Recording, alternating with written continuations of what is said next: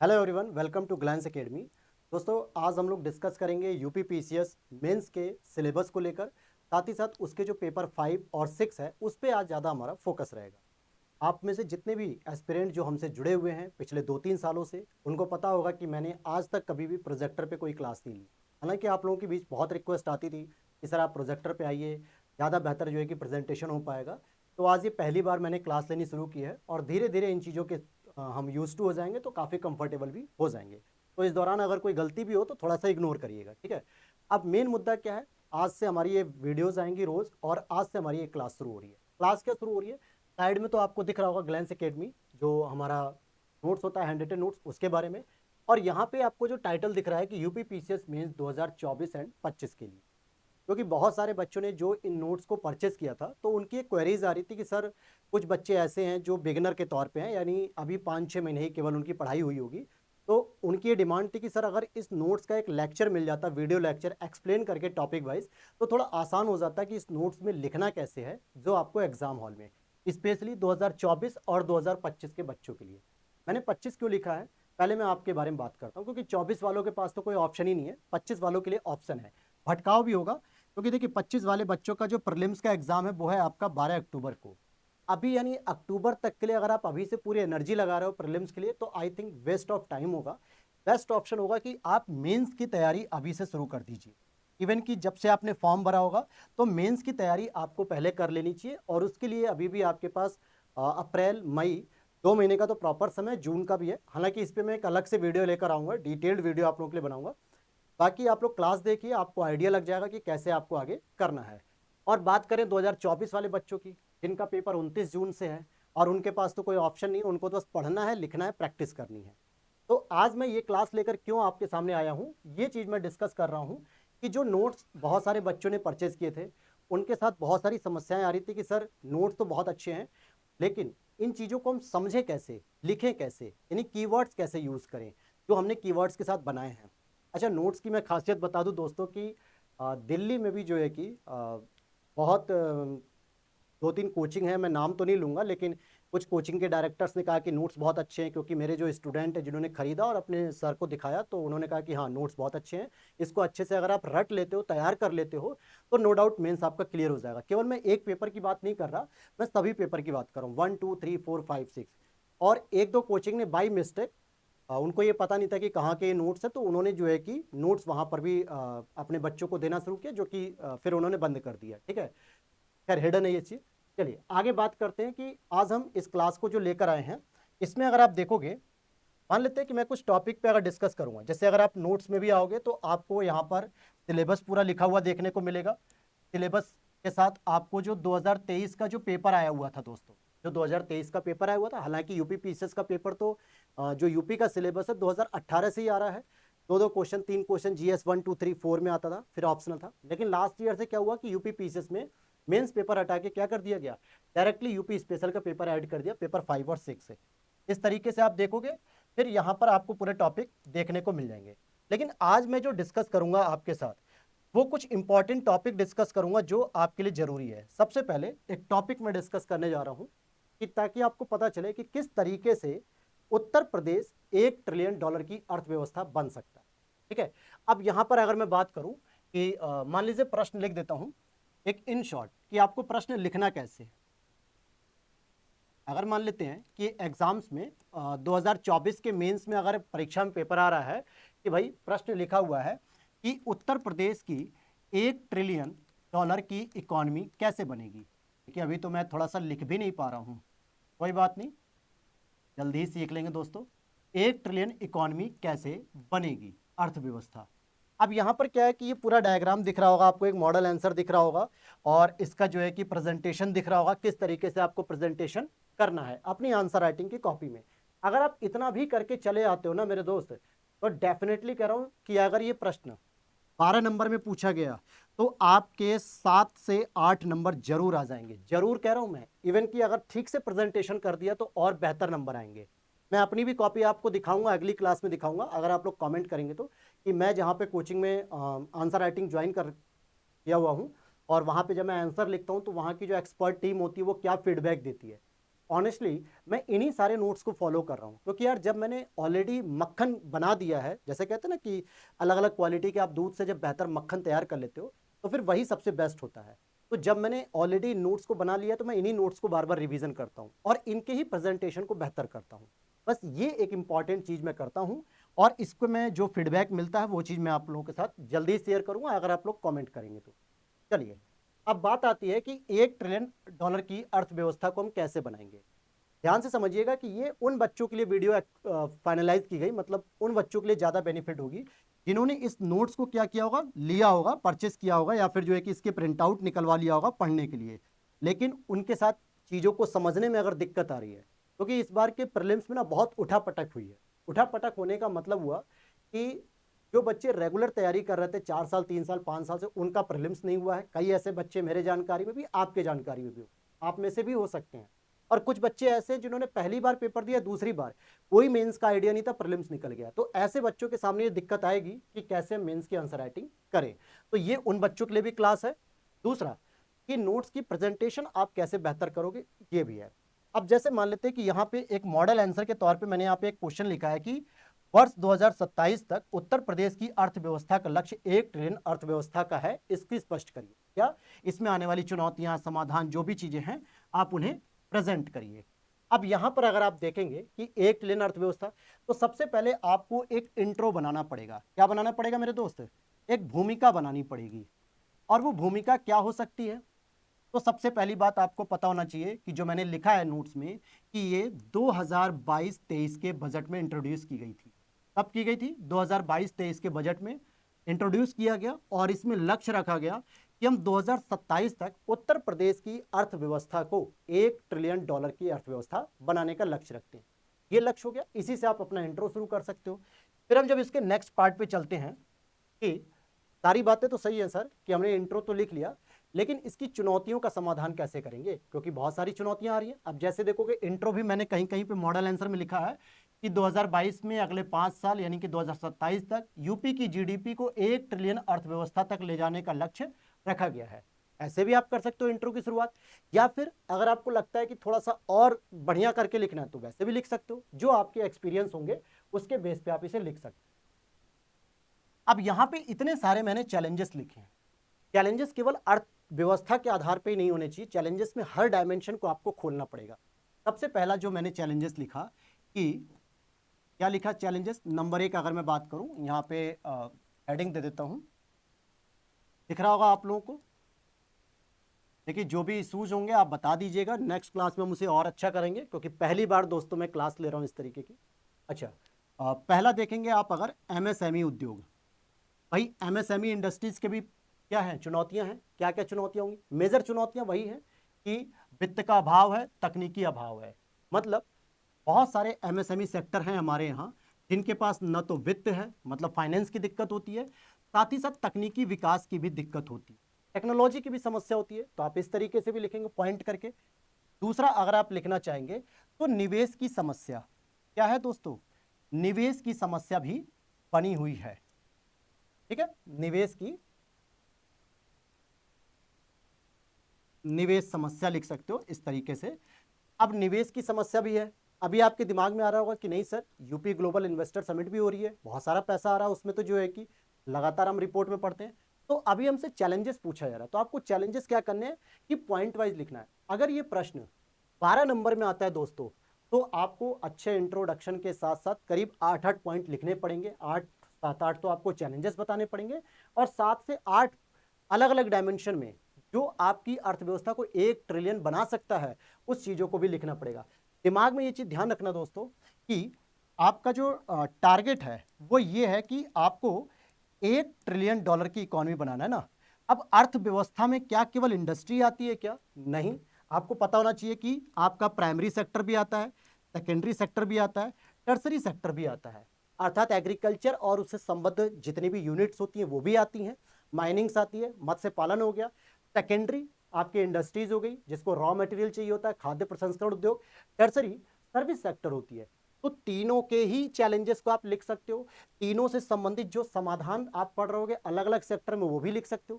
क्योंकि यहां अर्थव्यवस्था के अंतर्गत अगर आपने केवल एक ही पहलू को इंडिकेट किया कि बस सेकेंडरी पे फोकस करो, इंडस्ट्री इंडस्ट्री इंडस्ट्री, तो आपके उत्तर का डायमेंशन जो वो सीमित हो जाए। तो ये चीज जरा ध्यान रखने वाली बात है। चलते हैं तीसरी चुनौती अगर मैं देखना चाहूं।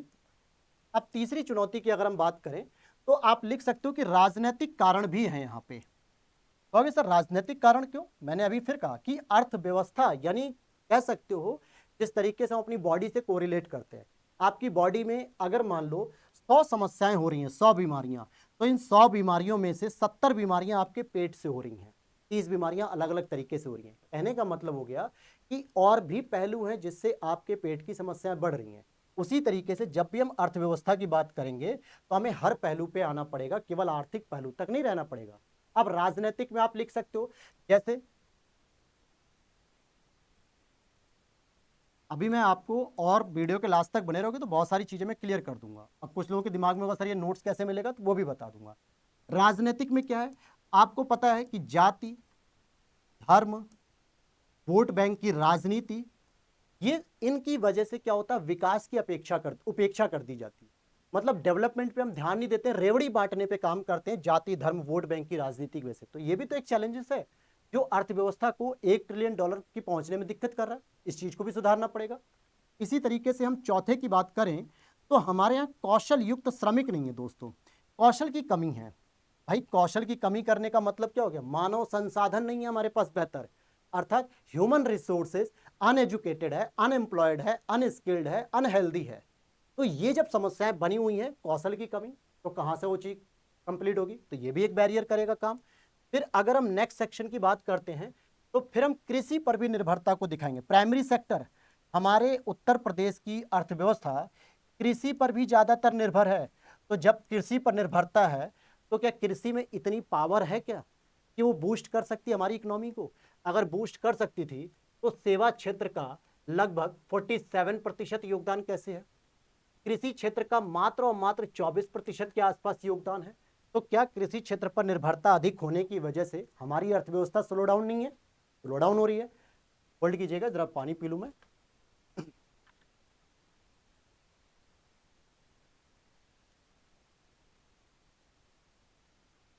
अच्छा, यहां तक ये बात समझ में आ गई दोस्तों। चलिए और समस्याओं को देख लेते हैं। जरा मैं इसको इरेज कर दूं क्योंकि अभी नेक्स्ट पेज को लेने का तरीका तो मुझे आइडिया नहीं है। थोड़ा सा समय ले लेते हैं, धीरे धीरे चीजें समझ में आ जाएंगी। अगर मैं और भी देखिए, अब जैसे यहीं पर मैंने लिखा है भौगोलिक कारक के बारे में, मैंने ये भी एक पॉइंट डिस्कस कर दिया आपसे क्या, कि भौगोलिक कारक। अब भौगोलिक कारक में मैंने क्या दिखा दिया कि हमें अगर उत्तर प्रदेश की अर्थव्यवस्था को एक बेहतर डायरेक्शन में लेके जाना है तो हम क्या कर सकते हैं उत्तर प्रदेश की अर्थव्यवस्था को। आपको पता है पश्चिमी यूपी तो सर बहुत डेवलप है, पश्चिमी यूपी जो कि एनसीआर रीजन में बहुत डेवलप है।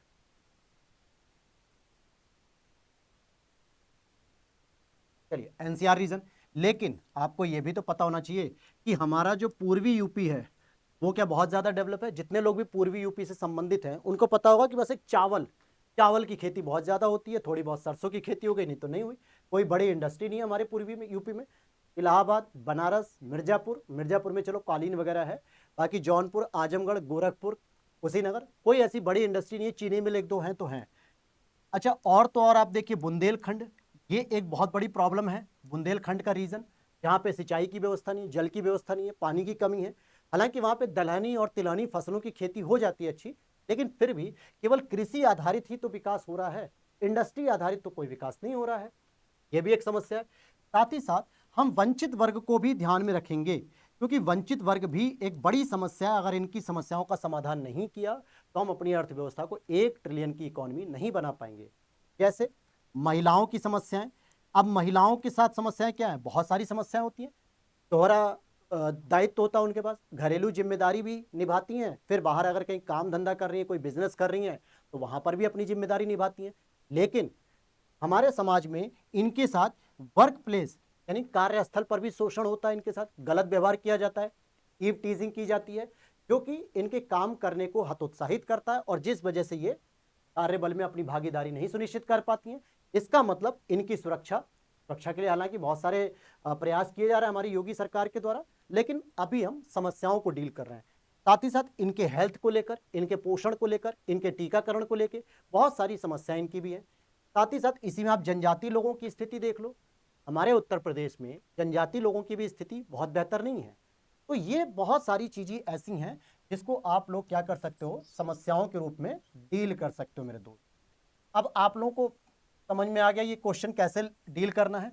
तो इसीलिए मल्टी डायमेंशनल आपको बताना पड़ेगा। एक डायमेंशन अगर आप लेकर चलोगे तो कुछ नहीं हो सकता, फिर आपके नंबर बहुत सीमित हो जाएंगे। जबकि आप नोट्स तो पढ़ रहे हो ग्लैंस एकेडमी के और आप लिख नहीं पा रहे हो अगर उस चीज को, तो इसका मतलब है कि कमी है आपके पढ़ने की। नोट्स अच्छे से तैयार करके जाना मेरे दोस्त, नंबर आएंगे। ठीक है, मैं जल्दी ही आप लोगों को अपनी भी कॉपी दिखाऊंगा कि मैं इन्हीं नोट्स को पढ़ के जब अपनी कॉपी को प्रेजेंट कर रहा हूं तो वहां से जो एक्सपर्ट, जो कोचिंग के हैं अच्छे अच्छे एक्सपर्ट, जो सेलेक्टेड लोग हैं जो कॉपी चेक कर रहे हैं, तो वो क्या फीडबैक देते हैं। चलिए सॉरी, चलिए पहला पॉइंट अगर हम देखें, अब हम यहाँ पे संभावनाएं मैंने लिख दिया, कोई नहीं, संभावनाएं की जगह हम इसे समाधान भी लिख सकते हैं कि आखिर इन चुनौतियों की हम समाधान क्या कर सकते हैं। ठीक है, समाधान कह दो या फिर चलो संभावनाओं पे डिस्कस कर लेते हैं, कोई दिक्कत नहीं है। कि क्या लगता है कि अर्थव्यवस्था हमारी 1 ट्रिलियन की हो सकती है कि नहीं। आपसे अगर पूछा जाए कि क्या $1 ट्रिलियन की इकॉनमी बन सकती है हमारी, तो क्या क्या ऐसी संभावनाएं हैं जिसकी वजह से आप कह सकते हो कि हाँ सर हो सकती है। समाधान के तौर पे तो मैंने जो बताया ना, primary sector, secondary sector, tertiary sector, इन सभी को कंपाइल कर दोगे वही समाधान हो जाएंगे, वो भी डिस्कस कर लेंगे। पहली चीज संभावनाओं के रूप में अगर हम देखें, भाई पूरे भारत में सर्वाधिक जनसंख्या जब हमारे यहाँ है तो मांग पक्ष भी तो हमारा मजबूत होगा कि नहीं होगा। यूं कहें कि हम बाजार भी तो सबसे बड़ा दे रहे हैं लोगों को। बाजार का मतलब समझते हो, इकोनॉमी तो पढ़ रहे होगे थोड़ी बहुत। मांग, भाई उत्तर प्रदेश में खुद बजट में कहते हैं हमारे वित्त मंत्री महोदय जी कि 24 करोड़ जनसंख्या है जिसके लिए हम वर्ष वर्ष 2025-26 का बजट प्रस्तुत कर रहे हैं। तो इस 24 करोड़ जनसंख्या के लिए उसकी आवश्यकताओं की पूर्ति करने के लिए कहीं ना कहीं सप्लाई भी करनी पड़ेगी। सप्लाई चाहे वो एग्रीकल्चर सेक्टर करेगा, चाहे सर्विस सेक्टर करेगा, चाहे आपका इंडस्ट्री सेक्टर करेगा। सबसे बड़ी बात कि हमारे पास मांग भी तो है। आप चले जाओ गोवा जैसे क्षेत्रों में, नॉर्थ ईस्ट के राज्यों में, मुश्किल से कहीं कहीं 10 लाख जनसंख्या, कहीं 5 लाख जनसंख्या, कहीं 20 लाख जनसंख्या है। तो जब जनसंख्या कम है तो वहां पे प्रोडक्शन भी कम करोगे, काम चल जाएगा, क्योंकि वहां पे डिमांड की जरूरत नहीं है उतनी। लेकिन हमारे यहाँ तो डिमांड बहुत है। तो ये एक बहुत बड़ी संभावना है कि हम 1 ट्रिलियन इकोनॉमी बन सकते हैं अगर इस पूरी डिमांड को पूरा किया जाएगा, इंडस्ट्री के माध्यम से, एग्रीकल्चर के माध्यम से, पॉलिसीज के माध्यम से, हर तरीके से। चलिए दूसरे अगर हम बात करते हैं पहलू की कि दूसरी ऐसी क्या संभावनाएं हैं, तो जैसे हमारे योगी जी की सरकार के द्वारा यूपी ग्लोबल इन्वेस्टर समिट आयोजित की जाती है। यूपी ग्लोबल इन्वेस्टर समिट, मैं यहाँ पे शॉर्ट में लिख देता हूँ समिट। अगर आप देखोगे कि अभी जो 2024 की समिट हुई थी मेरे दोस्त, तो उसमें जो इन्वेस्टमेंट आया है लगभग 37.50 लाख करोड़ रुपए आया है। कितना आया हुआ है? 37.50 लाख करोड़ रुपए। जो 2023 की हुई थी समिट, उसमें भी जहां तक मुझे याद है कि 34 लाख करोड़ के आसपास आया था, शायद 34 लाख करोड़ के आसपास आया हुआ था। ठीक है, तो ये लगातार जो इन्वेस्टमेंट आ रहा है, यानी कि कंपनी हमारे यहाँ इन्वेस्ट कर रही है। क्यों कर रही है? क्योंकि वर्तमान सरकार के द्वारा व्यवसाय करने की सुगमता प्रदान की जा रही है, कर व्यवस्था को बेहतर किया गया है, प्रशासन व्यवस्था को बेहतर किया गया, लाल फीताशाही को कम किया गया, पुलिस प्रशासन को कम किया गया, निजीकरण को बढ़ावा दिया जा रहा है। बहुत सारे ऐसे फैक्टर हैं जिसकी वजह से ऐसा संभावना लगती है कि अर्थव्यवस्था हमारी 1 ट्रिलियन इकोनॉमी 2027 तक अचीव कर लेगी। वो अलग बात है कि 2027 के बाद हम लोग चेक करेंगे कि कंप्लीट हो पाई या अपने लक्ष्य को प्राप्त कर पाई या नहीं कर पाई, वो अलग चीज है। अच्छा, और देख सकते हैं जैसे अब मैं यहाँ पे ज़्यादा स्पेस तो है नहीं क्योंकि एक तरफ नोट्स भी है, तो इसलिए अब आपको लग रहा होगा कि सर आप नोट्स में से देख रहे हो, तो आप जो समझना हो समझ सकते हो, क्योंकि ये नोट्स मैंने बस इसलिए ओपन किए कि ताकि जिनके पास नोट्स हैं वो ये चीज़ समझ पाए कि कैसे इसका प्रेजेंटेशन आपको करना है। अब जैसे एक लिखा है, उत्तर प्रदेश की पर्यटन नीति 2022 के द्वारा हम 2028 तक इसको 5 गुना बढ़ाना चाहते हैं। अभी आपने देखा महाकुंभ का सैलाब, सरकारी आंकड़ों के अनुसार बताया गया है कि लगभग 60 करोड़ लोगों ने महाकुंभ में डुबकी लगाई है। और ये जो 60 करोड़ थे उत्तर प्रदेश में ही आ रहे थे, उत्तर प्रदेश में आ रहे थे। अच्छा, एक बहुत बड़ा बयान जारी हुआ था नीति आयोग, शायद वित्त आयोग से जारी हुआ था, शायद नीति आयोग से, मुझे एग्जैक्ट याद नहीं है, लेकिन जो रिपोर्ट आई थी, यानी कि जो बयान जारी हुआ था, उसमें यह कहा गया था कि लगभग 4.25 करोड़ तक हमारी इकोनॉमी पहुंचने वाली है। भारत की बात कर रहा हूँ, सॉरी 4.25 करोड़ नहीं, मतलब 4.25 ट्रिलियन डॉलर तक, क्योंकि अभी हमारी 4 ट्रिलियन डॉलर के आसपास इकोनॉमी पूरे भारत की। तो ये महाकुंभ का इतना प्रभाव था, 60 करोड़ लोग। अब सोचो कहाँ कहाँ पे पैसे लगे होंगे इनके। जब भी इन्होंने यूपी में प्रवेश किया होगा महाकुंभ तक जाने के लिए, लगभग 10 से 12 टोल पे पैसे दिए होंगे एक गाड़ी ने, और एक दिन में लगभग लाखों गाड़ियां क्रॉस कर रही हैं। दूसरा, होटल वगैरह में रुके होंगे कहीं भी खाना वाना खाने के लिए, रेस्टोरेंट में। तीसरा, पार्किंग एरिया को भी कवर किया होगा। चौथा, पेट्रोल या सीएनजी वगैरह इन्होंने गाड़ी में भराया होगा। ठीक है। 5 नंबर पे मेडिकल इमरजेंसीज की सुविधाओं को लेकर ये लोग हमेशा साथ में चलते होंगे। छठा, क्लोथ इंडस्ट्रीज को ग्रोथ किया गया होगा, क्योंकि क्लोथ इंडस्ट्रीज मतलब होता है ना, कहीं घूमने जा रहे हो तो कपड़े वगैरह खरीद के बेहतर चीजों को, तो ये पूरी एक सर्कुलर इकोनॉमी आप देख पा रहे हो यहाँ पे, ये सारा चीज देख रहे हो। तो कहने का मतलब हो गया कि ये भी एक पर्यटन, एक बहुत बड़ा क्षेत्र है जिसको हम डेवलप करते हैं। अगर हम ग्रो करते हैं तो कैसे हम इन चीजों को लेकर चल सकते हैं। और इसी तरीके से अगर आप देखोगे कृषि निर्यात नीति 2019 की, इससे किसानों की आय वृद्धि हो सकती है। एमएसएमई उद्योग की हम बात करें दोस्तों, मैंने पहले ही बताया कि चैलेंजेस तो है, लेकिन एमएसएमई उद्योग कहीं ना कहीं हमारे लिए एक बहुत बड़ा विकल्प भी देता है। कैसे देता है?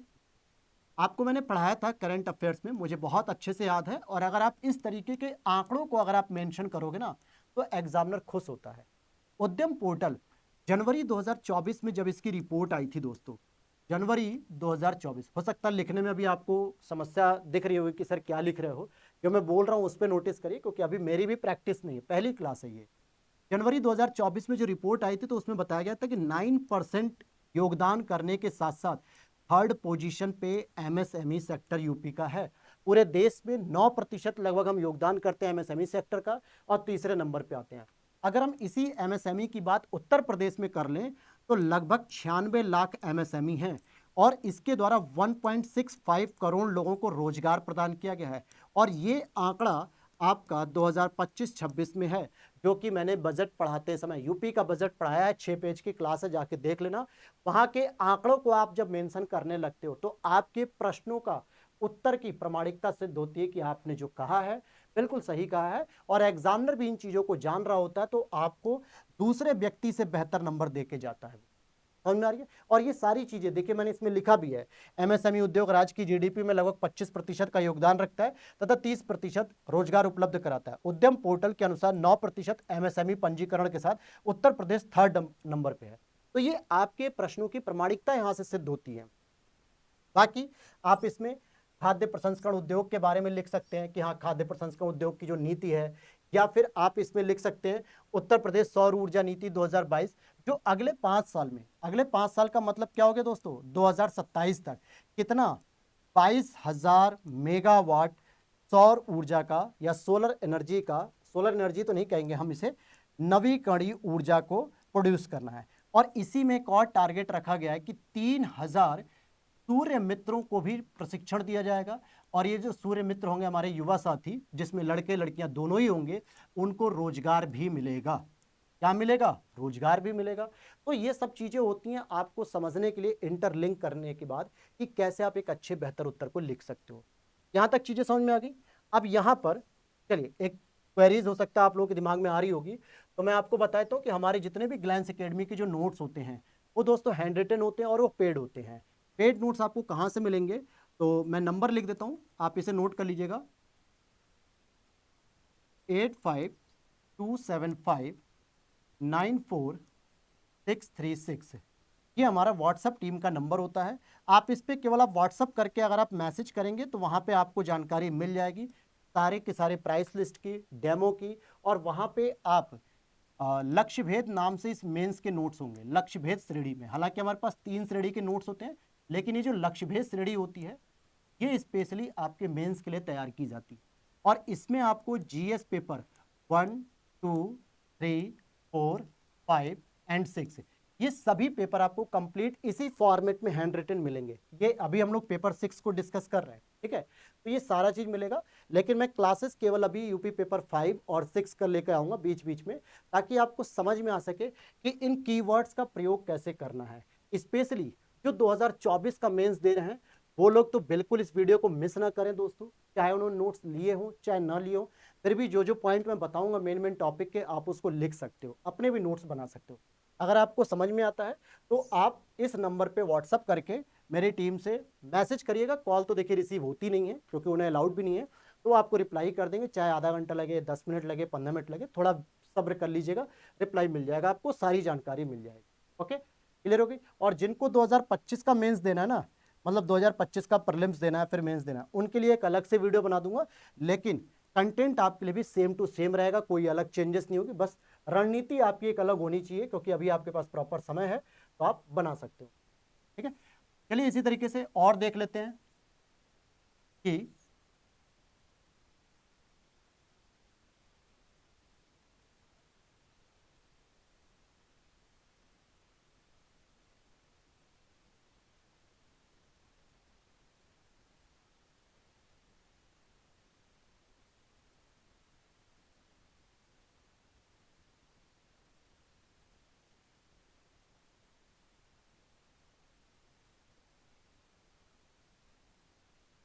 चलिए अगले क्वेश्चन पे चलते हैं, वो टाइम देखना था,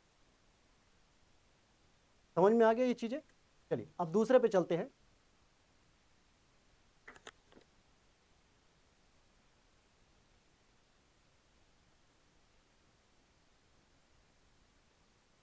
एक और प्रश्न मैंने आपके लिए लिया है, एक प्रश्न लिया है, विभिन्न एक्सप्रेसवे का सामाजिक आर्थिक विकास में योगदान। आपको पता होना चाहिए कि प्रश्न पूछा गया था 2023 के मेंस में ही, पूर्वांचल एक्सप्रेसवे प्रमुख परियोजना के प्रमुख लाभ क्या हैं। प्रश्न क्या पूछा गया आपसे, पूर्वांचल एक्सप्रेसवे के जो परियोजना है उसके लाभ बताइए। ये प्रश्न आया हुआ है दोस्तों 2023। मैंने क्या कर दिया, डायरेक्टली विभिन्न एक्सप्रेसवे सभी का नाम लिख दिया, यमुना एक्सप्रेसवे, बुंदेलखंड, पूर्वांचल, गंगा एक्सप्रेसवे, कोई भी एक्सप्रेसवे हो, डजेंट मैटर, पैटर्न आपका सेम रहेगा, बस एक्सप्रेसवे का आपको नाम बदल के इंट्रो लिख के शुरू कर देना है, पैटर्न आपका सेम रहेगा। चलिए हम एक तरीके से पूरे के पूरे परिवहन सेक्शन को लेकर चलते हैं। यहाँ पर क्वेश्चन आपका जो देगा, मान के चलिए कि मैंने जो प्रश्न लिखा है कि जितने भी आपके एक्सप्रेस वे हैं इस समय यूपी में, क्योंकि आपको पता है कि ऑल ओवर इंडिया सबसे अधिक एक्सप्रेस वे वाला हमारा राज्य है, इसका सामाजिक और आर्थिक विकास जो होगा इसमें इनकी भूमिका बताइए। सामाजिक आर्थिक विकास में भूमिका, इट मींस क्या पूछ रहा है आपसे कि रोल ऑफ एक्सप्रेसवे, ठीक है, रोल पूछ रहा है एक्सप्रेसवे का कि किस तरीके से समाज का विकास होगा, किस तरीके से हमारी अर्थव्यवस्था का विकास होगा। डेफिनेटली ये प्रश्न 2023 से ही मैच कर रहा है कि भाई पूर्वांचल एक्सप्रेसवे परियोजना के लाभ बता दीजिए।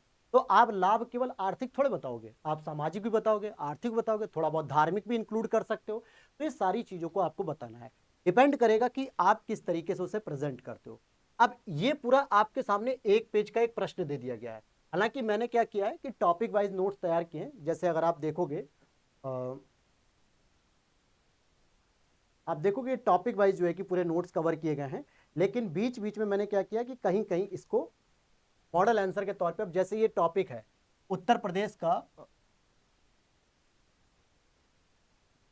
का व्यापार वाणिज्य एवं उद्योग, ठीक है, इसकी हम बात कर रहे हैं इसमें। अब जैसे व्यापार वाणिज्य की बात कर लेते हैं तो कृषि, बागवानी, रेशम उत्पादन, पशुधन, डेयरी विकास, मत्स्य पालन, पर्यटन, उद्योग, विनिर्माण क्षेत्र, हथकरघा, हस्तकला, सेवा क्षेत्र, ठीक है, इन सभी के बारे में हमने इस पर चर्चा की है।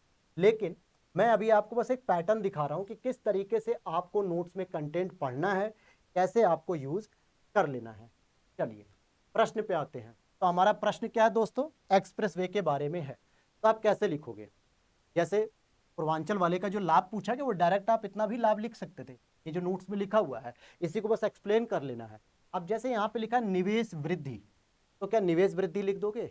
अरे भाई आपको जब पूरा नोट्स आप एक बार पढ़ लोगे ना तो आपको बहुत सारी चीजें मिलेंगी निवेश से रिलेटेड। अभी मैंने आपको बताया कि निवेश वृद्धि के लिए आप एक एग्जाम्पल लिख सकते हो क्या, कि यूपी ग्लोबल इन्वेस्टर समिट के बारे में लिखो, निर्यात तैयारी सूचकांक की रैंकिंग लिखो, 7वें नंबर पे था यूपी। व्यापार सुगमता सूचकांक के बारे में लिखो कि व्यापार सुगमता में हम 2nd नंबर पे हैं। तो ये सारे आंकड़े लिखो कि जिसकी वजह से निवेश हमारे यहाँ क्या होगा, आकर्षित होगा, ये हमारा लाभ होगा। कैसे लाभ होगा वो भी मैं समझा देता हूँ, कैसे लाभ होगा। ठीक है, चलिए एक एक करके आप पॉइंट को समझते हैं। सबसे पहले हम देखते हैं वितरण के तौर पे। अब आपके सामने एक चैलेंजेस है कि सर हम कैसे इंट्रो लिखें। इंट्रो लिखने का भी एक चैलेंजेस होता है। देखो मैं पहले ही बता दूं आपको कि सब्जेक्टिव पेपर में मेरे दोस्त कोई भी चीज परफेक्ट नहीं होती। इसी प्रश्न को 15,000 बच्चे लिखेंगे। कितने बच्चे लिखेंगे? लगभग 15,000 से अधिक बच्चों को बुलाया गया है मेंस के लिए। मैं मान के चला हूं 15,000 बच्चे लिखेंगे। 15,000 बच्चों की जो भूमिका होगी सबकी अलग अलग होगी। 15,000 भूमिकाएं निकल कर आएंगी। आपकी अलग अलग तरीके से होगी, मेरी अलग तरीके से होगी, किसी टॉपर की अलग तरीके से होगी, जो सेलेक्ट हो जाएगा उसकी अलग तरीके से होगी, सबकी अलग अलग होगी। तो इन चीजों में कभी भी मत उलझिए कि सर इसकी बेहतर है, मैं इसकी तरह कैसे लिखूं। बस ये देखो कि आप जो इंट्रो लिख रहे हो वो कहीं अमूर्त भाषा तो नहीं है। आप उस अमूर्त भाषा से बचना जरूरी है। फैक्ट के साथ थोड़ा सा लिखने का प्रयास करिए। चलिए जैसे मैं अगर लिखना चाहूं कि $1 ट्रिलियन अर्थव्यवस्था के लक्ष्यीकरण या लक्ष्य प्राप्ति लिख सकते हो इसे। ठीक है, लक्ष्य प्राप्ति लिख दो या लक्ष्यीकरण के लिए एक्सप्रेस वे के लिए एक्सप्रेस वे के विकास की भूमिका महत्वपूर्ण है, या एक्सप्रेस वे विकास की भूमिका महत्वपूर्ण है, ऐसे भी लिख सकते हो। हालांकि अगर आप देखोगे तो यहाँ पे कुछ अमूर्त बातें भी आने लगी कि कैसा विकास, कैसी भूमिका, लेकिन मैंने स्टार्टिंग में एक फैक्ट तो लिख दिया कि हम इसकी इंपॉर्टेंस को डायरेक्ट यहाँ से जोड़ रहे हैं। ठीक है, इसी तरीके से आप भी इंट्रो बना सकते हैं। अब देखिए कोई रेडीमेड इंट्रो तो है नहीं कि मैं यहाँ पे रेडीमेड आपको इंट्रो बता के चल दूँ। ठीक, वो तो डिपेंड करेगा कि आप जब लिखने बैठते हो तो चीजें आने लगे। अब आपने क्या लिखा, सबसे पहले चीज, एक आंसर राइटिंग को करते समय एक चीज फ्रेम कर लो दोस्तों। बिल्कुल याद रख लो क्या करनी है आपको फ्रेमिंग, कि सबसे पहले आपके दिमाग में होना चाहिए कि मैं एक इंट्रो लिखूंगा, बताने की जरूरत नहीं है। एक मेन बॉडी लिखूंगा, जो मेन बॉडी कंटेंट होता है, दैट्स फाइनल कंक्लूजन लिखूंगा।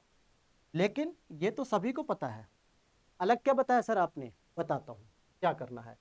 जब आप पेपर की आंसर राइटिंग कर रहे होंगे, स्पेशली 2024 वाले बच्चे, उन्हें बहुत अच्छे से पता होगा कि वो कितनी सारी चीजों को मिस कर रहे होंगे। तो करना कैसे, अपने दिमाग में खाका बैठाओ कि सबसे पहले प्रश्न देखने के बाद मुझे करना क्या है, कि इंट्रो लिखना है। और इंट्रो के बाद सबसे पहले मैं एक डायग्राम बनाऊंगा। क्या बनाऊंगा, डायग्राम, चाहे वो फ्लो चार्ट हो या वो आपका नक्शा हो, या भारत का नक्शा हो, उत्तर प्रदेश का नक्शा हो, विश्व का नक्शा हो, किसी भी पेपर में, क्या वो जीएस पेपर 1 2 3 4 5 6 के बारे में बात कर रहा हूं। पहले डायग्राम बना लो। ठीक है, इसके बाद आप मेन बॉडी के अंतर्गत इसे क्या करोगे, एक्सप्लेन करोगे। दैट्स, उसके बाद आप फाइनल कंक्लूजन लिखोगे। क्योंकि ये मैं खुद इस प्रॉब्लम को फेस कर रहा हूं, मैं दूसरों को नहीं कर रहा हूं, मैं अपनी खुद प्रॉब्लम को फेस कर रहा हूं। जब हम क्वेश्चन लिखते हैं, क्वेश्चन कुछ ऐसा आ जाता है जब हमें बिल्कुल याद होता है, अच्छे से चीजें बहुत अच्छे से तैयार होती हैं, तो हम सारा ध्यान क्या करते हैं, इंट्रो मेन बॉडी कंक्लूजन पे देके चले जाते हैं और हमारा 10 मिनट कंप्लीट हो जाता है। उस चक्कर में हम इस डायग्राम को नहीं बना पाते। डायग्राम से क्या होता है, 1 नंबर आपको एग्जामिनर एक्स्ट्रा दे देता है। कंपलसरी नहीं होता है, क्वेश्चन में कहीं नहीं लिखा हुआ है कि आपको डायग्राम बनाना है, लेकिन जब आप डायग्राम, फ्लो चार्ट, मैप बना देते हो तो आप दूसरे लोगों से बेहतर आंसर हो जाता है आपका, और 1 से 2 नंबर आपको ज्यादा मिल जाता है। और एक एक नंबर की कीमत होती है मेरे दोस्त जब फाइनल लिस्ट में नाम आता है। ठीक है, अब करना क्या है, इस क्वेश्चन की अगर आपको शुरुआत करनी है तो सिंपल सी बात है, आपको एक यूपी का मैप पता होना चाहिए इस तरीके से, जो कि बहुत ही गंदा बन रहा है, मेरा लग रहा है, मुझे लगता तो नहीं है कि मैं मैप बना पाऊंगा कि नहीं, कुछ इस तरीके से बन गया है। ये आपका सोनभद्र का जोन हो गया दोस्तों। खैर तो दिखाने की जरूरत तो है नहीं। ठीक है, मतलब जितना मैंने बना लिया काम चलाने लायक, बस एग्जामिनर को समझ में आ जाए कि हाँ कहाँ पे है। ठीक है, ऐसा लग रहा है कि कोई जानवर भाग रहा हो, हालांकि हमारे मैप में है भी। अब इसमें करना क्या है, जो मुद्दे की बात है उस पर वापस आइए। अगर आपसे पूछा गया पूर्वांचल एक्सप्रेसवे, तो सीधी सी बात है, आप पूर्वांचल एक्सप्रेसवे को उठाओ, यहां से कुछ इस तरीके से उठाओ और यहां से लेके चले जाओ। यहाँ पे आप लिख दोगे एलकेयू लखनऊ और यहाँ पे आप लिख दोगे जीकेपी। ध्यान देना, वहां पे इंग्लिश में नहीं लिखना है, हिंदी में लिखना है। और यहाँ पे आप लिख दोगे पूर्वांचल एक्सप्रेसवे। ठीक है, ऐसे करके मेंशन कर दो। अदरवाइज अगर उस प्रश्न को अगर हम देखें कि हमारा जो इसमें प्रश्न है वो ये है कुछ, ठीक है, कि विभिन्न एक्सप्रेसवे, तो विभिन्न एक्सप्रेसवे के ये सबसे पहले हम यहाँ से उठाएंगे, एक एक्सप्रेसवे यहाँ लेकर आएंगे। क्या लिखेंगे यहाँ पे, प्रयागराज, यहाँ पे मेरठ, और इसका नाम दे देंगे गंगा एक्सप्रेसवे। एक यहाँ से उठाएंगे ग्रेटर नोएडा से लेकर यहाँ आगरा तक, जिसको हम लोग क्या नाम दे देंगे, यमुना एक्सप्रेसवे। फिर एक यहीं जालौन के आसपास से उठा के यहाँ तक लेके आएंगे, जो बुंदेलखंड एक्सप्रेसवे के नाम से होगा।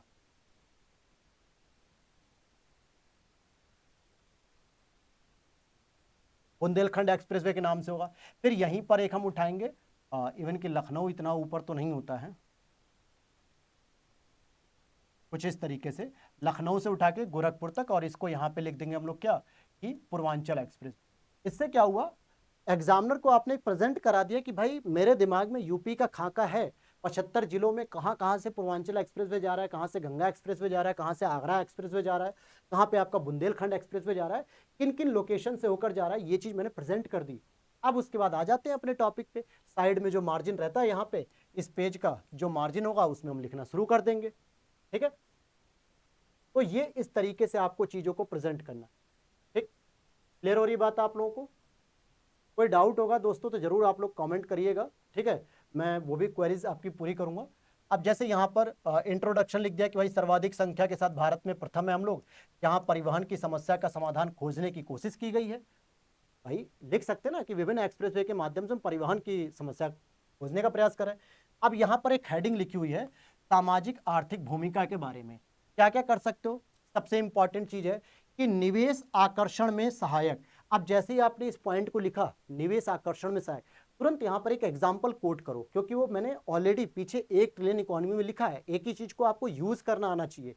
क्या लिखा मैंने वहां पे कि यूपी ग्लोबल इन्वेस्टर समिट 2024 के अकॉर्डिंग हमें 37.51 लाख करोड़ का क्या मिला है, इन्वेस्टमेंट मिला है।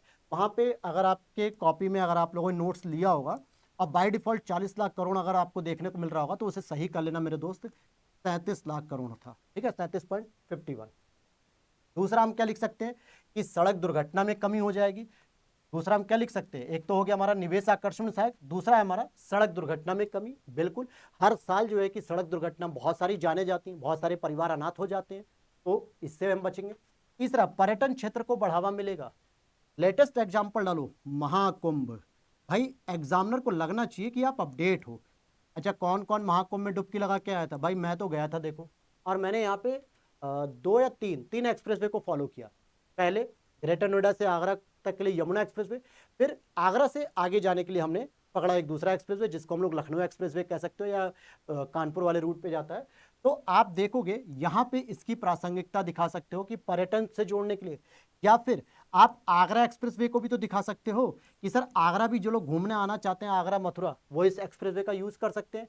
जो लोग कुशीनगर पर्वतीय क्षेत्र गोरखपुर जाना चाहते हैं वो आपका पूर्वांचल एक्सप्रेसवे को यूज कर सकते हैं। तो ये आप राम मंदिर को दिखा सकते हो, अयोध्या जो कि आता है उसी रूट पे आता है। ठीक है, तो ये सब चीजें आप दिखा सकते हो पर्यटन के क्षेत्र में, तो ये वाला विकास हो सकता है।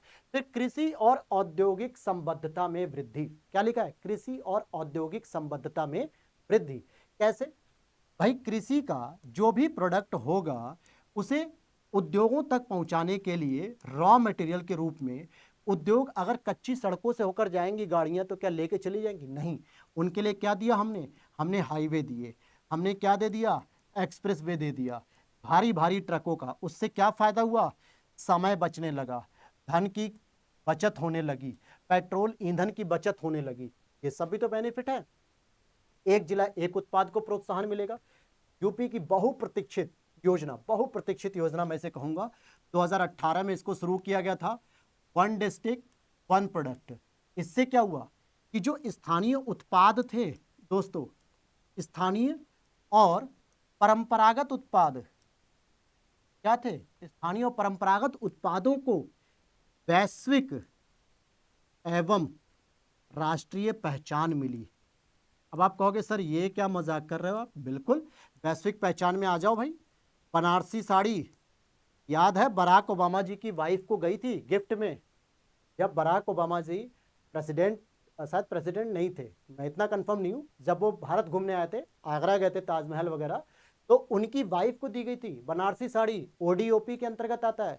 महोबा के पान, हाथरस की हींग, बहुत सारे ऐसे प्रोडक्ट हैं जो वन डिस्ट्रिक्ट वन प्रोडक्ट के तहत राष्ट्रीय तो होने के साथ साथ वैश्विक पहचान मिली। मिशेल ओबामा जी ने पूछा कि साड़ी कहाँ से आई है, तो पता चला वाराणसी से आई है। वाराणसी कहाँ है? यूपी में है। यूपी हमारा वैश्विक पटल पे। अभी नीता अंबानी जी अपने पुत्र वधू के लिए उन्होंने भी खरीदी थी, बनारस से वाराणसी साड़ी गई थी। तो ये क्या समझ में आया कि ओडीओपी कैसे? क्योंकि भाई कहीं ना कहीं एक्सप्रेस वे का यूज करके आदमी जो है कि कम समय में वहां पहुंचा, ऑर्डर लिया, कलेक्शन किया, सारी चीजें हुई, तो ओडीओपी पहचान मिल गई। वरना गांव वाले चीजों को, स्थानीय परंपरागत चीजों को कितना ऑनलाइन बेच पाओगे आप, जब तक मार्केट कनेक्टिविटी नहीं मिलेगी। This is the best point. Next है परिवहन में ईंधन और समय की बचत, वो चीज मैंने पहले डिस्कस कर दिया आपसे। अंतर जनपदीय व्यापार में वृद्धि और मांग आपूर्ति श्रृंखला, जैसे बागवानी और डेयरी उत्पाद। आपको पता है कि हमारा उत्तर प्रदेश सबसे अधिक दूध का प्रोडक्शन करता है। क्या करता है? सबसे अधिक दूध का प्रोडक्शन करता है, ठीक है। और दूध का प्रोडक्शन करने के साथ साथ डेयरी प्रोडक्ट भी हमारे यहाँ की सबसे अधिक डिमांड होती है। इसी तरीके से औद्योगिक गलियारों और रोजगार वृद्धि से बुंदेलखंड और पूर्वांचल का विकास। तो क्या हो रहा है इसमें? रोजगार की वृद्धि भी देखने को मिल रही है। चलिए अब आगे चलते हैं। इसी तरीके से देखो, मैं यहाँ पे कोई आपको पढ़ा नहीं रहा हूँ, बस मैं आप लोगों की जो रिक्वेस्ट आई थी कि सर टॉपिक को थोड़ा सा डील कर दीजिए ताकि उसे हम लिखेंगे कैसे। नोट्स तो हम पढ़ रहे हैं, बहुत बेहतर नोट्स हैं, लेकिन उसको थोड़ा लिखने का आइडिया दे दीजिए। और ये रिक्वेस्ट मैं गारंटेड कह सकता हूँ जिनका फर्स्ट टाइम प्रीलिम्स हुआ होगा, या जिसने अभी 1 या 2 साल से बस तैयारी शुरू करी होगी और पूरा फोकस उसका प्रीलिम्स पे रहा होगा, बाय डिफॉल्ट उसकी मेहनत के साथ उसका इस बार प्रीलिम्स क्वालिफाई हो गया। लेकिन उस बच्चे ने कभी भी मेंस की तैयारी नहीं की हो, तो उसे नहीं समझ में आ रहा है कि सर हम कैसे इस चीज को प्रेजेंट करें, ठीक है। और जिन्होंने 1-2 बार मेंस लिखा है या जो पहले से तैयारी कर रहे हैं, उनको कोई चैलेंजेस नहीं है, वो बढ़िया नोट्स का यूज कर रहे हैं, बढ़िया जो है कि प्रेजेंटेशन कर रहे हैं, अपनी कोचिंग में अच्छे नंबर ला रहे हैं। सॉरी दोस्तों। अब यहां पर सीमाएं और चुनौतियां भी मैंने लिख दी कि मान लीजिए अगर आपसे पूछ ही ले, जैसे पूछा गया कि पूर्वांचल पर जो एक्सप्रेसवे परियोजना है उसके लाभ केवल पूछा गया। अब आपसे प्रश्न पूछ ले कि गंगा एक्सप्रेसवे जो कि पश्चिम यूपी को पूर्वी यूपी अर्थात मेरठ से प्रयागराज को जोड़ रहा है, उसके लाभ के साथ साथ उसमें चुनौतियां क्या क्या आ रही वो बताइए। तो चुनौतियां भी आपको 3-4 पता होनी चाहिए। सबसे बड़ा मुद्दा हमारे यहाँ होता है कि हाईवे आसमान में थोड़े बनेगा, भूमि पे ही बनेगा। तो भैया भूमि अधिग्रहण की समस्या, इसका समाधान नहीं हो पाता है। जैसे हम भूमि का अधिग्रहण करते हैं, सारे किसान, सामाजिक कार्यकर्ता, पर्यावरणविद विरोध करने लगते हैं। हालांकि वो अपनी जगह जायज है उनकी बात, लेकिन हमें कहीं ना कहीं अर्थव्यवस्था और पर्यावरण दोनों में संतुलन बनाकर ही आगे बढ़ना है, ठीक है। एक दूसरे को हम दरकिनार नहीं कर सकते। तो देखना पड़ेगा कि हमें पर्यावरण की क्षति भी कम से कम हो और अर्थव्यवस्था भी बढ़िया चले। दूसरा है कुशल मानव पूंजी का अभाव। हमारे यहाँ कुशल मानव संसाधन नहीं है दोस्तों, हमारे यहाँ कुशल मानव संसाधन नहीं है। ये एक बहुत बड़ी समस्या है, जिसके लिए हमें क्या करना पड़ेगा? लोगों को कौशल प्रदान करना पड़ेगा भाई। जैसे मैंने पढ़ाया है कि प्रोजेक्ट प्रवीण उत्तर प्रदेश सरकार के द्वारा चलाया जा रहा है। क्या किया जाता है इसमें? अभी वर्तमान में कक्षा 6 से 12 तक के बच्चों को ट्रेंड किया जाता है, फैशन डिजाइनिंग में किया जाता है, स्पोर्ट्स में किया जाता है, बहुत अलग अलग सेक्टर में उन्हें ट्रेनिंग दी जाती है। और तो और आयोग भी हमें ट्रेनिंग दे रहा है। ई सेट के पेपर में एक प्रश्न पूछ लिया था क्या, कि पंचर बनाना आता है कि नहीं आता है आप लोगों को? आप लोग अधिकारी तो बन जाओगे, मान लो सरकारी गाड़ी का टायर पंचर हो गया और वहां कोई मैकेनिक नहीं है, कोई कर्मचारी नहीं है आपके साथ एक पुलिस वाला गार्ड है, तो दोनों लोग अपना दिमाग लगा के पंचर बना पाओगे कि नहीं बना पाओगे? इससे ये आइडिया लेने को मिल रहा है कि अधिकारियों को भी अपनी गाड़ी में पंचर बनाने के कुछ बेसिक सामान लेकर चलने चाहिए। जैसे कहते हैं ना, स्टेपनी को लगाना खोलना, वहां पे तो टायर बदल देते हो, लेकिन मान लो दोनों ही टायर खराब हो जाए तो फिर कैसे होगा? तो ये चीजें भी आयोग हमें सिखा रहा है, ठीक है। चलिए और देखते हैं कृषि भूमि का संकीर्ण होता क्षेत्र। बहुत बड़ा पॉइंट आ रहा है दोस्तों ये। अब कृषि भूमि का संकीर्ण होता क्षेत्र क्या कहने का मतलब है? अगर हम बार बार एक्सप्रेस वे ही लगातार बनाते चले जाएं, खाली इंडस्ट्री को फोकस कर रहे हैं, निजीकरण को फोकस कर रहे हैं, विकास को फोकस कर रहे हैं, तो अगर हमारा कृषि की भूमि का एरिया अगर कम होता चला जाएगा तो क्या खाद्यान्न संकट नहीं होगा? ये आप नहीं लिख सकते वहां पे। भाई खाद्यान्न का संकट होगा कि नहीं होगा? खाद्यान्न का संकट होने का दूसरा परिणाम क्या होगा? गरीबी और महंगाई बढ़ेगी, क्योंकि जब खाद्यान्न ही नहीं उत्पादित होगा तो गरीबी और महंगाई बढ़ेगी। तीसरा, खाद्य सुरक्षा खतरे में आएगी। क्या होगा? खाद्य सुरक्षा खतरे में आएगी। चौथा, आप इसी में एक और डायमेंशन लिख सकते हो कि पोषण का अभाव होगा लोगों में, पोषण का अभाव। ये एक फैक्टर से मैंने 4 फैक्टर निकाल दिए। क्या लिखा था यहाँ पे? कृषि भूमि का संकीर्ण होता क्षेत्र। अगर हर जगह हम हाईवे बनाते चले जाएंगे तो डेफिनेटली हमारा क्या होगा कि कृषि का जो क्षेत्र है वो कम होती चली जाएगी। जब कृषि में संकीर्णता आएगी तो हमारे लिए बुवाई करने के लिए क्षेत्र हमारे पास कम रह जाएगा। ठीक है, क्लियर हो गई बात? अब दूसरी, एक एक्सप्रेसवे पे एक बहुत बड़ा चैलेंज है जो मेरे को लगता है मैक्सिमम लोगों ने फेस किया होगा, स्पेशली फीमेल्स के लिए ज्यादा प्रॉब्लम होती है। आपातकालीन मेडिकल सुविधाएं नहीं होती, बहुत ही कम होती हैं। आप किसी भी हाईवे पे जाइए आपात मेडिकल, मैंने लिख दिया आपातकालीन मेडिकल। एक जगह अगर कहीं स्टॉपेज आएगा भी, जो रेस्टोरेंट वगैरह का रहेगा, स्टॉपेज अगर आएगा तो पहली चुनौती तो है कि दूसरा स्टॉपेज लगभग 70 किलोमीटर के आसपास आता है, उससे पहले कोई स्टॉपेज नहीं आता। पहली चुनौती। दूसरी, कई बार होता है कि स्टॉपेज पे जैसे महिलाओं से संबंधित जो पीरियड्स प्रोडक्ट होते हैं, जिसको हम लोग सिंपल सी बात करें कि पीरियड पैड, ठीक है, ये नहीं मिलते हैं। कई बार होता है, ये कई लोगों ने फेस किया होगा, आप में से भी कई लोगों ने फेस किया होगा कि आपकी सिस्टर, आपकी मदर, आपकी वाइफ, आपकी बेटी के साथ ये चैलेंजेस आए हैं कि बाय डिफॉल्ट अगर वो पैड लेकर साथ नहीं गई, भूल गई, तो हाईवे पे ये चीजें नहीं मिलती हैं। ठीक है। दूसरी चीज, अगर कोई इंजरी हो जाती है तो बड़ी फैसिलिटी के तौर पे कोई हॉस्पिटैलिटी वाली सुविधाएं नहीं मिलती हैं। बस 2-3 जो है कि टैबलेट वगैरह मिल जाती है कि बुखार हो गया तो खा लो, खांसी हो गया तो खा लो, अदरवाइज वो भी नहीं मिलता है। मेडिकल ही नहीं होते, खाने पीने के सारे सामान होते हैं लेकिन मेडिकल नहीं होता। तीसरा, कई बार ऐसा होता है कि जब आपको रुकने के लिए स्टॉपेज जो जैसे 20 किलोमीटर 25 किलोमीटर पे अगर होता है तो ठीक रहता है, लेकिन अगर 70 टू 80 किलोमीटर के बीच में है और आप जो यात्रा कर रहे हो, मान लो कि रेल बस से, सॉरी, रेड बस से आपने की है, बुकिंग कर रखी है रेड बस से, ठीक है, या फिर आपने जिंग बस एप्लीकेशन है उससे अगर आप यात्रा कर रहे हो और इन दोनों में टॉयलेट्स नहीं है, तो मेल के लिए तो थोड़ा आसान होता है कि भाई कहीं भी साइड में बस रुकी, फ्री हो लिए। लेकिन चुनौती एक आती है कि फीमेल्स के लिए दिक्कत होती है कि वो तो जाएंगे नहीं खुले ओपन एरिया में, ठीक है, इन्फेक्शन, तमाम चीजें, सोशलिटीज, तो ये एक चैलेंजेस है। तो आपको क्या करना है कि भाई सामाजिक रूप से जो है कि चुनौतीपूर्ण है, यही तो कह रहा है सामाजिक आर्थिक विकास में भूमिका दिखाओ, तो चुनौती के तौर पे दिखाइए ना, ये सब प्रॉब्लम्स हैं कि भाई महिलाओं के लिए सबसे ज्यादा प्रॉब्लम्स आती है, आपातकालीन मेडिकल चिकित्सा सुविधाएं नहीं होती हैं। ये समझ में आ गई बातें? चलिए, तो ये जब चीजें आपने क्लियर कर ली तो अब हम आगे देखते हैं कि आगे की राह क्या हो सकती है। समाधान के तौर पे हम ये भी बता देते हैं भाई आगे की राह, जो आगे की, अच्छा मेंस की आंसर राइटिंग में ध्यान देना, कभी भी इस तरीके का आगे की राह करके हेडिंग नहीं लिखनी चाहिए, ठीक है। समाधान के तौर पे वो आप अपने आंसर राइटिंग के कोचिंग में जहां भी कर रहे होंगे वहां पूछ सकते हो। जैसे इन्वेस्ट यूपी की अवधारणा को साकार करना, भाई इन्वेस्ट यूपी की अवधारणा में तो हम साकार कर रहे हैं, यूपी ग्लोबल इन्वेस्टर समिट कर रहे हैं जिसमें हमें पैसा मिलता है। निश्चित मात्रा में स्थानीय लोगों को रोजगार भी दीजिए, जिन क्षेत्रों से आप इन हाईवे को लेकर जा रहे हो इनके किनारे रहने वाले लोगों को रोजगार भी प्रदान करिए, ताकि जो है कि उनके लिए आजीविका के नए साधन उत्पन्न होने चाहिए। महिलाओं की भागीदारी सुनिश्चित करिए। अब इस पॉइंट को आप डिटेल एक्सप्लेन कर पाते हो तो करो, नहीं तो कोई बात नहीं, क्योंकि महिलाओं की भागीदारी सुनिश्चित करना भी जरूरी है। साथ ही साथ पीपीपी यानी कि पब्लिक प्राइवेट पार्टनरशिप, इस सॉरी पब्लिक प्राइवेट पार्टनरशिप, इस मॉडल के तहत समन्वय का प्रयास किया जाए, क्योंकि सरकार के पास अकेले इतना बड़ा बजट नहीं है कि वो सारा का सारा पैसा इसमें खर्च कर। इसके लिए आपको क्या करना पड़ेगा कि पब्लिक प्राइवेट पार्टनरशिप, इन तीनों को मिलाकर चलना पड़ेगा। यानी कुछ पैसा हम प्राइवेट सेक्टर से लें, कुछ पैसा हम पब्लिक सेक्टर से लगाएं, तब जाके हम क्या कर सकते हैं, कल्याणकारी सुविधा दे सकते हैं जनता को। साथ ही साथ बजटीय धनराशि में भी वृद्धि करनी चाहिए।